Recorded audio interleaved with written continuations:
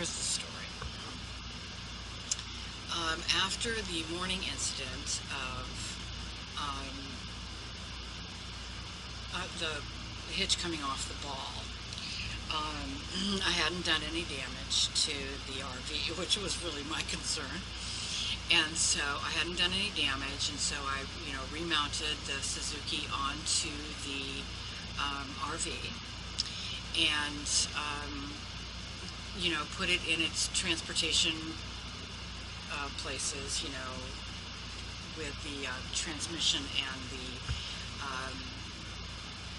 whatever that transfer case. And anyway, the thing that I forgot to do was put the key in the ignition and release the steering wheel. So basically I drove about 35, maybe 40 miles, dragging the Suzuki kind of sideways, millimeters. But what ended up happening was that I blew out the front driver's side tire. And when I say blew out the tire, I mean and shred. It was shredded. You can see this. I'll make a better video later. But this is the Suzuki tire that I shredded. You see this? See this? Yep. Yep, I can shred a tire. The rest of the tire, or the other front tire, the wear on it, just for the 30 or so miles, is just amazing. And so anyway, now I'm going to have to get new tires for the Suzuki, along with see what the deal is with the seal on that front driver's side wheel.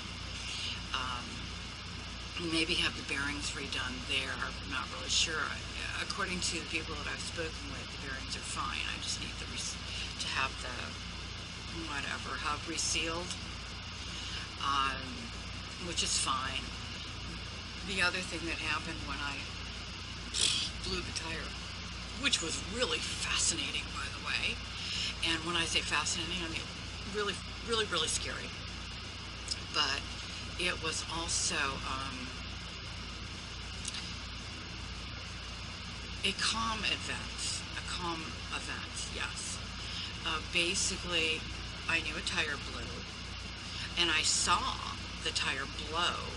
I didn't realize what I was seeing was the tire on Suzuki, and I didn't know, I couldn't, my brain couldn't capture what was actually occurring other than slow down and pull over.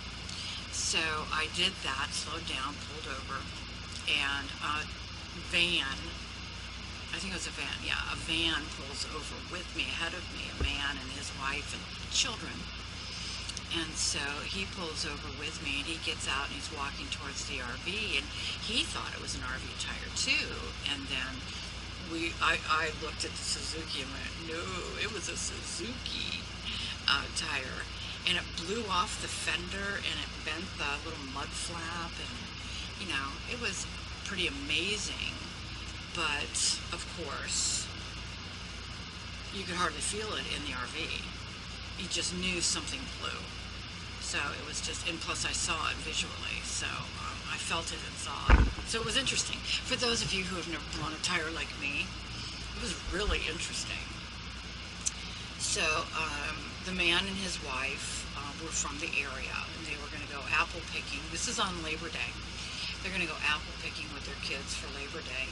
And so, all I hear her saying is, you can stay in the car. No, you can't get out of the car. You can stay in the car. She was adorable.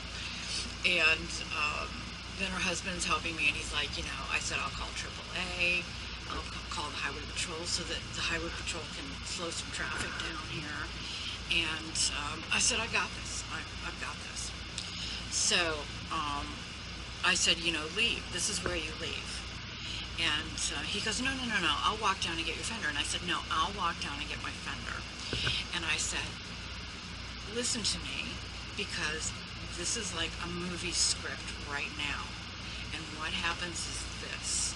the nice couple pull over to help the old woman out in her need, in her strandedness. And they stay just 2 minutes too long, trying to be helpful, and they don't want to leave her, and they're being really sweet and nice. And I'm explaining this to this guy. And so he's looking at me like, you're right. He says, yes, in every movie, that's exactly what happens. And I said, now, just so that you know, the semi-truck that will kill us will push my RV forward, which will push your van forward, which will save your children and my dog. And I said, so your kids will have a new dog. And he says, well, that sounds good. That's kind of a happy ending. It's like, oh my God. He says, the kids have really been bugging me about getting a dog. So anyway, we were laughing, and his wife was talking to me, and I said, seriously, you've got to go. I said, you've got to go. And I was really being serious. I was just so afraid that something was going to happen to them. So they take off, and then I start walking down to pick up the fender from the Suzuki. It's sitting in the middle of the road, and people are running over it. It's plastic, so anyway, I see this little red car go down there, and it could have been blue, but anyway, the car stops, gets out, the guy runs out, grabs my fender, gets back in his car, and he's going the opposite direction that I'm in. And so I'm walking down there, so I just turned around, and I thought, somebody saw that and said, that's a Suzuki fender thing, and or cowling, or whatever they're called, and I'm going to grab that because I could sell that on eBay. Really, this is what's going through my mind as I'm walking back to my RV. And so the guy pulls up. He had done a U-turn, and he pulls up behind, and he says, I'm driving down the road, and he says, I see this Suzuki fender thing. He called it something. I don't remember what he called it. But, and he said, then I drove by you, and there you were with your Suzuki. And he says, I knew it belonged to your Suzuki. And I said, I just kind of looked at him like, how would you even know there was a Suzuki piece? And, I just kind of gave him that, like, what? And he says, I have Suzukis. I have a Sammy, and he started going through his Suzukis. So anyway, he ended up changing the tire because we were waiting for AAA. The Highway Patrol had shown up. We were waiting for AAA. The Highway Patrol guy, who wasn't really that helpful, by the way, basically said that it doesn't matter when AAA says they're going to be here, they're going to be here when they get here. And I'm like, okay. Reason to be cheerful. I mean, really. So anyway, the guy that pulled over, really, really great guy, and he pulls over and changes the tire. And his wife is sitting in the car. So I go get his wife, and I put her in the RV because I had the generator going for the dog. And I mean, we're in the Mojave Desert, basically. And so he changed the tire. Then the tire was low on air, but he figured that it would be fine for the few miles that we were going to drive to a gas station. And so when it was all done, I said, well, yeah, I'll call AAA and cancel. And who shows up? AAA. And I looked at the police, the Highway Patrol guy, and just like rolled my eyes. And because the guy was there exactly when AAA said he was going to be there. So, and we'll get into AAA later. But anyway, he put air in the tire, and he checked all the air in the tire. And the guy who had looked at the Suzuki, that wheel that was bothering me the day before, had said that your wheels are, your tires are underinflated. You need to, put them up to 40 pounds. And so I put them up to 35 pounds because I thought that's enough, and I didn't care about the tires anyway. So the AAA guy says, your tires are all completely overinflated.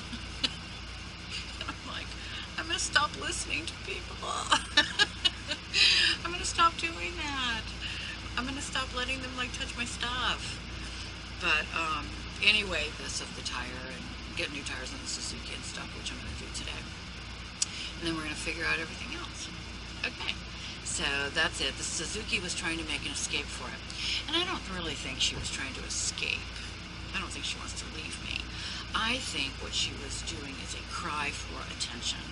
Now, we're all familiar with this. We've all, had children or nieces or nephews or whatever, and, they get to be about themselves, and, they do this crying for attention. I think that's what the Suzuki was doing, because I was paying way too much attention to the RV, because it was new and whatever, and the Suzuki was feeling a little rejected. So, and it's true, I hadn't taken her out or driven her around or anything. I basically let her sit because the front tire made me nervous.